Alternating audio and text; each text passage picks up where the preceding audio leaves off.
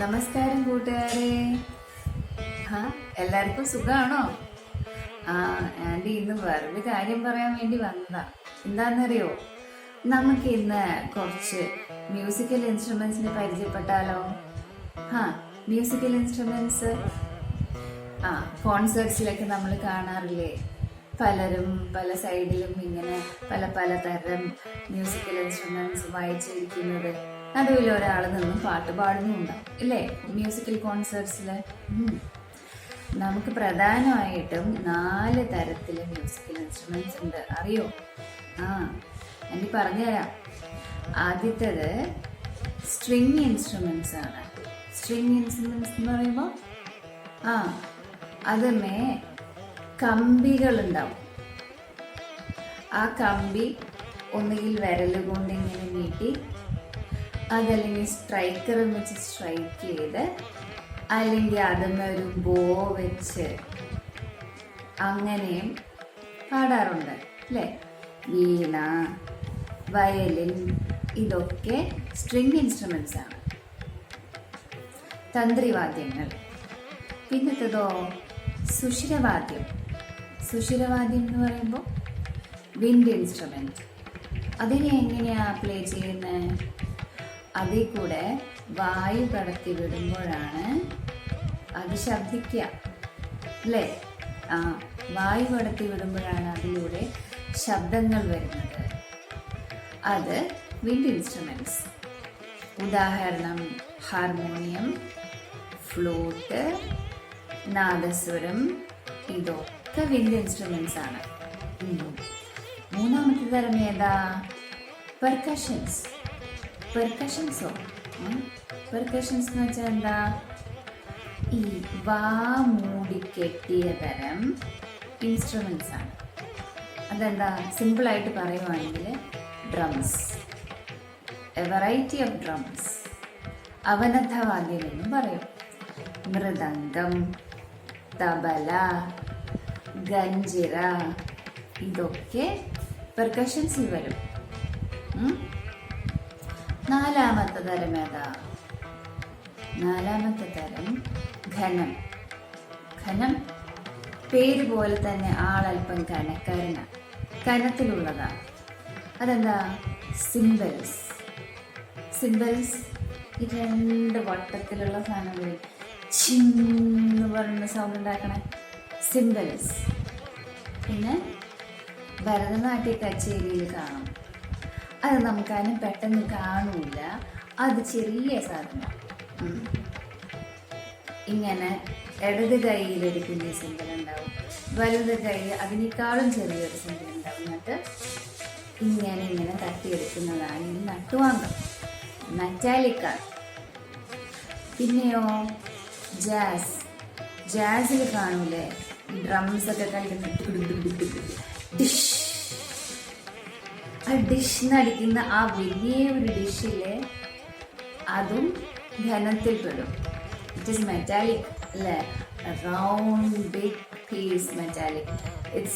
അതിനെ സ്ട്രൈക്ക് ചെയ്യുന്നത് ഒരു ലോങ് സ്റ്റിക്കും കൊണ്ടാണ് അല്ലേ? അതും എന്തിൽ പെടും? ഘനത്തിൽ പെടും. അപ്പോൾ അങ്ങനെ 4 തരത്തിലാ മ്യൂസിക്കൽ ഇൻസ്ട്രുമെന്റ്സിനെ കാറ്റഗറൈസ് ചെയ്തിരിക്കുന്നത്. നമുക്കതിൽ ഒരാളെ പരിചയപ്പെടാം. നമുക്ക് ആദ്യം ആരെ പരിചയപ്പെടണം?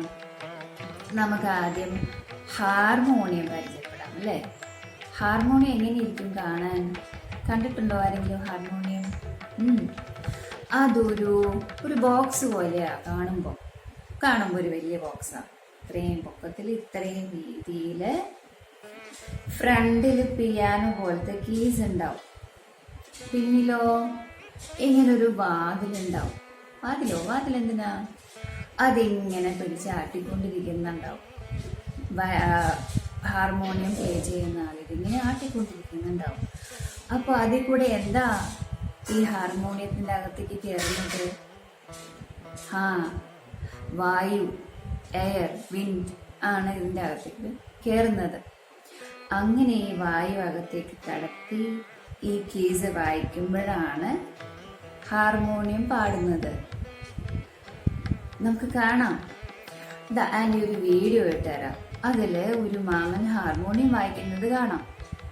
നടന്ന് ഹാർമോണിയം വായിച്ച് പാട്ട് പാടി കുട്ടികളെ രസിപ്പിക്കുകയാണ് ആ മാമൻ. നമുക്ക് കാണാം എങ്ങനെയുണ്ടെന്ന്. നിങ്ങൾക്കും ഇഷ്ടം. നമുക്ക് നോക്കാം.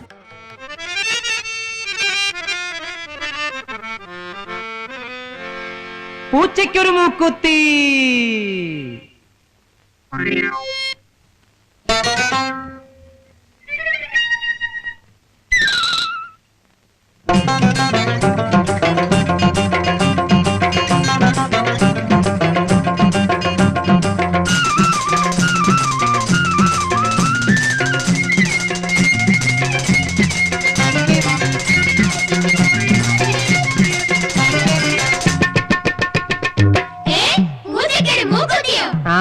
പൂച്ചയ്ക്കൊരു മൂക്കുത്തി.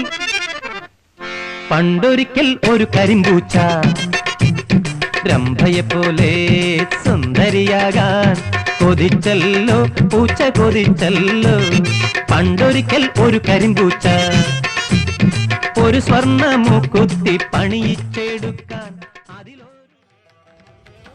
അടുത്തതായി നമുക്ക് തമ്പുരുവിനെ പരിചയപ്പെടാം.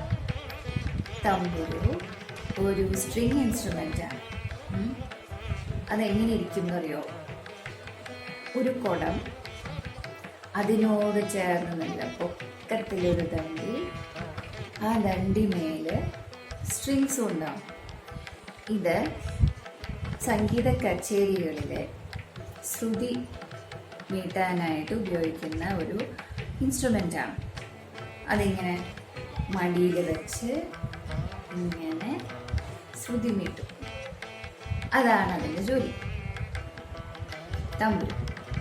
അടുത്തത് എന്താ? അടുത്തത് മൃദംഗം. മൃദംഗം ഒരു പെർക്കഷൻ ഇൻസ്ട്രുമെൻ്റ് ആണ്.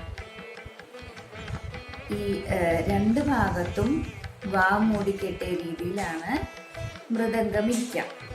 അതിനെ ഒരു വശത്ത് മടിയിൽ കയറ്റി വെച്ചിട്ടാണ് അതിൻ്റെ രണ്ട് ഭാഗത്തുനിന്നും കൊട്ടി വായിക്കുക. അടുത്തതായി ചിത്രം എന്ന സിനിമയിലത്തെ ഒരു ഗാനം നമുക്ക് കേൾക്കാം.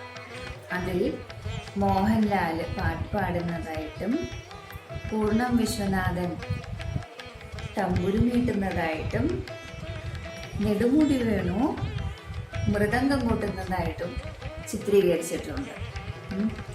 മോഹൻലാലും നെടുമുടി വേണുവും തമ്മിൽ നല്ല മത്സരമാണ്. പാട്ട് പാടുന്നതിൽ നല്ല മത്സരമാണ്. അവരുടെ പാട്ട് കേട്ട് വീട്ടിലുള്ള ആളുകളുടെ പ്രതികരണം എന്താന്ന് കാണാം.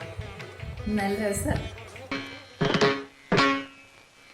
നഗുമോ ഓ മൂകനലേ നീനാജാലി തെലിസി. നഗുമോ ഓ മൂകനലേ നീനാജാലി തെലിസി. നനുബോ വാരാദ. സബാഷ്.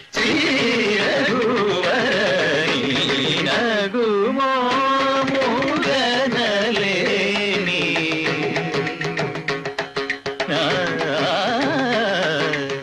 തെലിസി.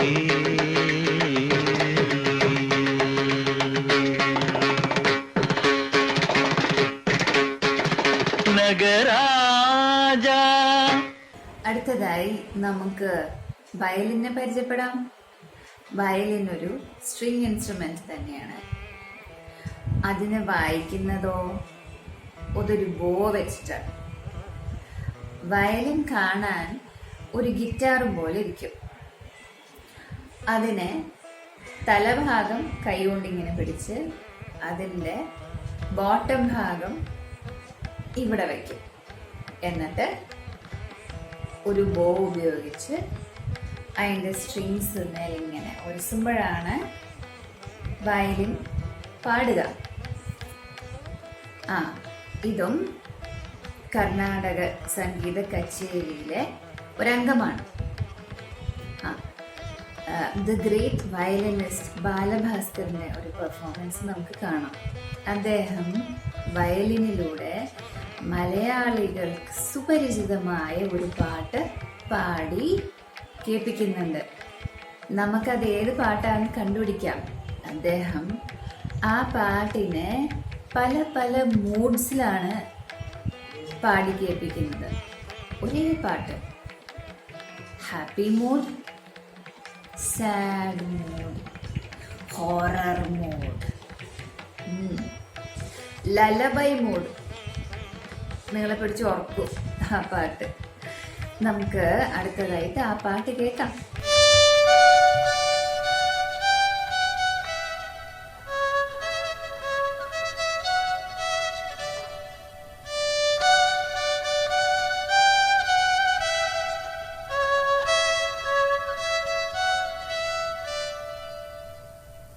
എല്ലാവർക്കും അറിയാം അല്ലേ? ഈ ലൈറ്റ് ഒന്ന് അവരെല്ലാം മുഖത്തേക്കൊന്നും ഇടാവോ? ഇപ്പോൾ ഈ ട്യൂൺ വായിച്ചപ്പോൾ മിക്കവർക്കും അല്ലെ, എല്ലാവർക്കും അല്ലേ ശരിയാവുന്നത്. ഇതൊരു ഹാപ്പി മൂഡാണെന്ന് തോന്നുന്ന ആൾക്കാരൊന്ന് കൈബുക്കിയ അല്ലേ? ഒരു ഹാപ്പി മൂഡാണല്ലേ? ഒരു ജോലി ഹാപ്പി മൂഡ്. ഓക്കെ, ജസ്റ്റ് ഇതിനകത്ത് ചെറിയ ചേഞ്ച് വരുത്തിട്ടാൽ അഗെയിൻ പ്ലേ ചെയ്താൽ. Okay, listen to.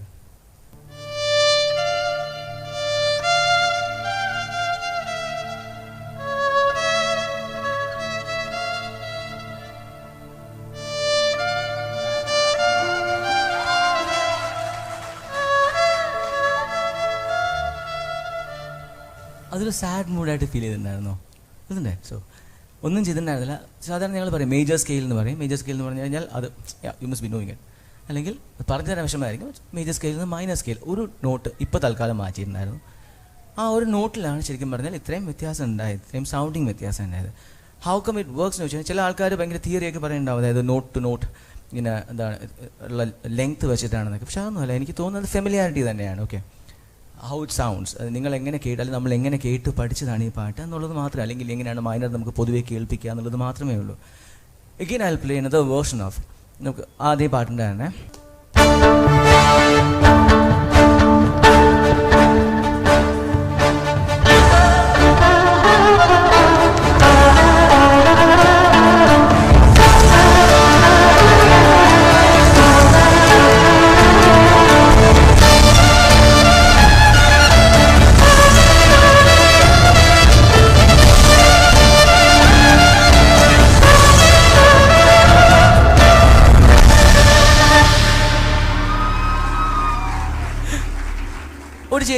ഒരു നോട്ട് ചേഞ്ച് ചെയ്തു, പിന്നെ ഓഫ്കോഴ്സ് അതിൻ്റെ താളം കുറച്ചൊന്ന് മാറി. ഒരു വെർഷനും കൂടെ വായിക്കാം. താരാട്ടിൻ്റെ ഒരു താളമൊക്കെ ഫീൽ ചെയ്യാവുന്ന അതിൻ്റെ ഒരു നമ്മൾ പറയില്ല 3-4 എന്ന് പറഞ്ഞാൽ 1 2 3 1 2 3 അങ്ങനെ പോകുന്ന താളമാണ്. Will like it. എല്ലാവർക്കും ഉണ്ട് ആ താളമൊക്കെ മനസ്സിലുണ്ട്. ദെൻ യു ഡു നെയിം അത്രേ ഉള്ളൂ. ഒന്നുകൂടെ വായിക്കാം, താരാട്ട് പോലെ വായിക്കാം. ഇതേ പാട്ടാണ് കേട്ടോ.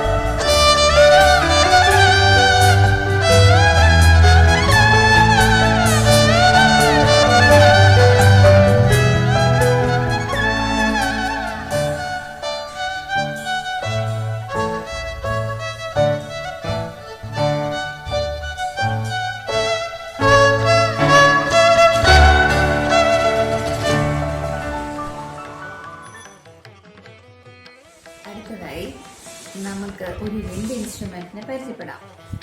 അതിൻ്റെ പേരാണ് നാദസ്വരം. അത് നല്ല നീളത്തിലുള്ള ഒരു ഇൻസ്ട്രുമെൻ്റാണ്. അറ്റത്തേക്ക് എത്തുമ്പോൾ അതിനൊരു ഓപ്പണിംഗ് ഉണ്ട്. അതിൻ്റെ ബോഡിയിൽ 7 ഹോൾസ് ഉണ്ട്. അതിലൂടെ കാറ്റ് കൂടി വിടുമ്പോൾ ആ ഹോൾസിൽ കൂടെ പോകുന്ന കാറ്റിന് വിരലുകൾ കൊണ്ട് കൺട്രോൾ ചെയ്യുമ്പോഴാണ് നാദസ്വരം ശബ്ദിക്കാം. അപ്പോൾ തില്ലാന മോഹനാമ്പാൾ എന്ന ഒരു സിനിമയിൽ ശിവാജി ഗണേശനും TS ബാലയ്യയും കൂടെ ജോയിൻ്റ് ആയിട്ട് നാദസ്വരം വായിക്കുന്നത് കാണാം. അതിൽ ഒരു മത്സരവും കാണാം. Western classical music versus southern classical music. ആ മത്സരത്തിൻ്റെ ഒടുവിൽ എന്താ സംഭവിക്കുന്നതെന്നും കാണാം. അത്യധികം രസകരമാണ്.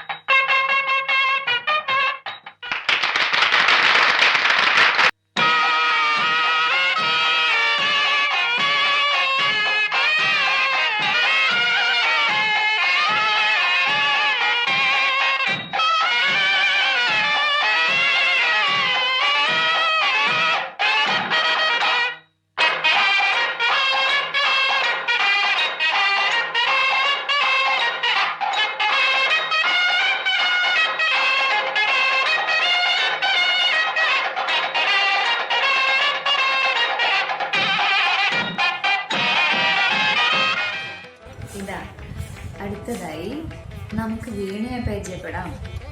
വീണയെ പരിചയപ്പെടേണ്ട ആവശ്യമുണ്ടോ? നമുക്കറിയില്ലേ വീണ? കണ്ടിട്ടില്ലേ നമ്മൾ വീണയെ? എന്നും സന്ധ്യയ്ക്ക് നമ്മൾ നാമം ജപിക്കുമ്പോൾ ഒരു ദേവിയുടെ കയ്യിൽ വീണയെ കണ്ടിട്ടില്ലേ? ആ, സരസ്വതി ദേവിയുടെ കയ്യിൽ നമ്മൾ കണ്ടിട്ടുണ്ട്. ആ വീണയുടെ പേരെന്താ? സരസ്വതി വീണ തന്നെയാ. ആ ദാ സരസ്വതി വീണയെ പറ്റിയിട്ട് ഒരു ആൻറ്റി കുറേ വിശേഷങ്ങൾ പറയുന്നുണ്ട്. നമുക്കത് കേട്ടാലോ? ആൻറ്റിയുടെ പേരെന്താ? മിസ്സസ് സുജാത ത്യാഗരാജൻ. ആൻറ്റി പറയുന്ന കാര്യങ്ങൾ നമുക്കൊന്ന് ശ്രദ്ധിച്ച് കേട്ട് നോക്കാം. നമുക്ക് കുറേ കാര്യങ്ങൾ മനസ്സിലാവും വീണയെ പറ്റി. Veena belongs to the category of the stringed plucked instrument. It is named after goddess Saraswati, as we all know, because she is depicted as playing the veena. The veena is mainly used, the Saraswati veena as we now call it, is mainly used in playing South Indian Carnatic classical music and is a member of the lute family. There are several variations to the veena, like the Rudra veena and the Chitra veena and whatnot. They are all used in other forms of music, but the Carnatic classical music, we use the Saraswati veena as it is now known as. The Saraswati veena has a recorded history of, it dates back to 1500 BC. So it has since evolved and been modified in so many ways. And what we now see in its current form after the modifications is the Saraswati veena. It has 24 fixed frets on a bed of wax. And this mainly evolved in Tanjore district, because Tanjore is very famous for the jackfruit wood, and they used to get very seasoned Tanjore jackfruit wood, with which they made the main resonator for the veena. അടുത്തതായി നമുക്ക് രണ്ട് തരം musical ഇൻസ്ട്രുമെൻറ്റ്സിനെ പരിചയപ്പെടാം. ഒന്നൊരു string ഇൻസ്ട്രുമെൻറ്റും അടുത്തതൊരു wind ഇൻസ്ട്രുമെൻറ്റുമാണ്. String ഇൻസ്ട്രുമെൻറ്റിൽ ശതതന്ത്രി വീണയാണ് ഞാൻ പരിചയപ്പെടുത്താൻ പോകുന്നത്. അതൊരു വീണയാണ്, എന്നാൽ ഒരു വ്യത്യസ്ത തരം വീണ. പിന്നത്തതെന്താ? ഓടക്കുഴൽ അല്ലെങ്കിൽ ബാസുരി, അതല്ലെങ്കിൽ ഫ്ലൂട്ട്. അതൊരു വിൻഡ് ഇൻസ്ട്രുമെൻ്റാണ് അല്ലേ? ഓടക്കുഴലിനെ നമ്മൾ എങ്ങനെയാണ് പിടിക്കുക? ഇങ്ങനെ അല്ലേ? ഇതിലൂടെ നമ്മൾ ഊതും, എന്നിട്ട് ഇതിലൂടെ കാറ്റ് കടന്നുപോയി ഈ വിരലുകളാൽ അതിനെ കൺട്രോൾ ചെയ്ത് ആണ് മധുരനാദം ഉണ്ടാവുന്നത് ഇല്ലേ? ഇവിടെ രണ്ട് പ്രഗത്ഭരായ വ്യക്തികൾ ഒന്ന് പണ്ഡിറ്റ് ശിവകുമാർ ശർമ്മ ശതതന്ത്രി വീണ പ്ലേ ചെയ്യുന്നതായും പണ്ഡിറ്റ് ഹരിപ്രസാദ് ചൗരാസിയ ബാസുരി വായിക്കുന്നതായിട്ടും കാണാം.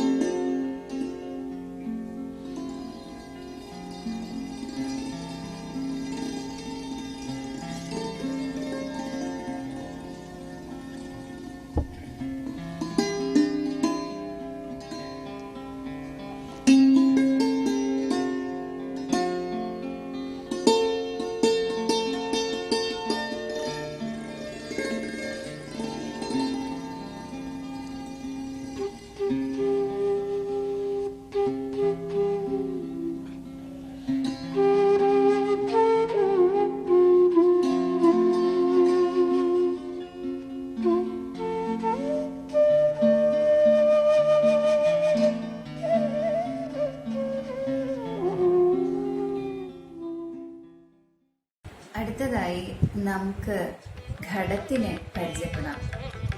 ഘടം കാഴ്ചയിൽ ഒരു മൺകുടം പോലെ ഇരിക്കും. നമ്മൾ വെള്ളം കോരാനൊക്കെ ഉപയോഗിക്കുന്ന മൺകുടം അതുപോലെ ഇരിക്കും.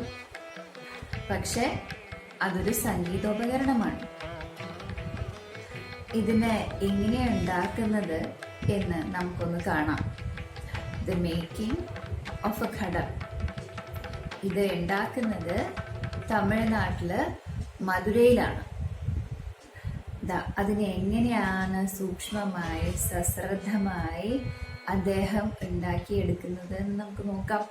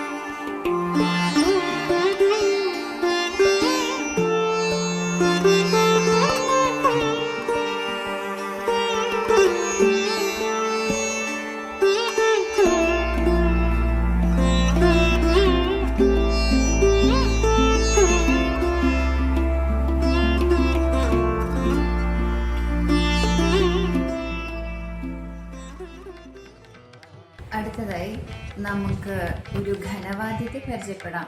പേര് പോലെ നല്ല ഘനത്തിലുള്ള ഒരാളാണ് നട്ടുവാങ്കം. നട്ടുവാങ്കം കൈകാര്യം ചെയ്യുന്ന വ്യക്തിയെ നട്ടുവനാരെന്നാണ് വിളിക്കുക.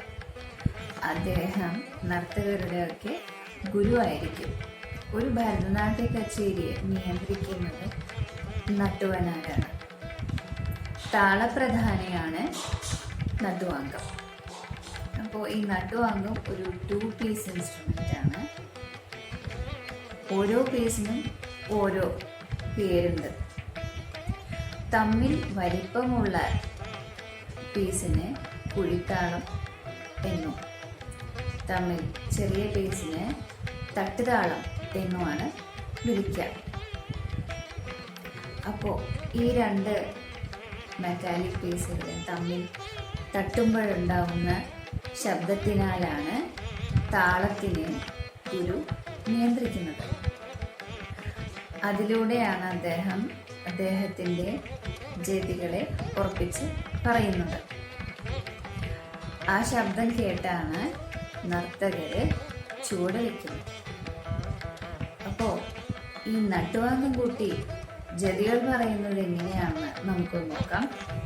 അതാ ഒരു ഗുരു നമുക്ക് നട്ടുവാങ്കം തട്ടി ജതികളൊക്കെ ചൊല്ലിക്കേൽപ്പിക്കുന്നത് കാണാം.